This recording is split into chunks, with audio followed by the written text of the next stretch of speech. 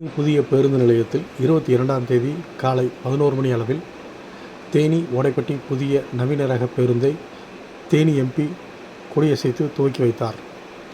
விவசாயிகள் குறைதீர்க்கும் கூட்டத்தில் தேனி முதல் ஓடைப்பட்டி வரை பேருந்துகளை இயக்க மனு அளித்த நிலையில் இந்த மனுவை பரிசீலனை செய்த மாவட்ட ஆட்சித்தலைவர், தேனி முதல் ஓடைப்பட்டி வரை பொதுமக்கள், விவசாய கூலி தொழிலாளர்கள், பள்ளி மாணவ மாணவியர்கள், ஆசிரியர்கள், அரசு ஊழியர்கள் பயன்பெறும் வகையில் இந்த வழித்தடத்தில் பேருந்து இயக்க உத்தரவிட்டார். அதன் அடிப்படையில் தேனி பாராளுமன்ற உறுப்பினர் தங்கத்தமிழ்ச்செல்வன் தேனி புதிய பேருந்து நிலையத்திலிருந்து கொடுலார்பட்டி, தாடிச்சேரி, காமாட்சிபுரம் வழியாக ஓடைப்பட்டி வரை நவீன கேமராக்கள் பொருத்தப்பட்ட புதிய ரக பேருந்தை கொடியசைத்து துவங்கி வைத்தார்.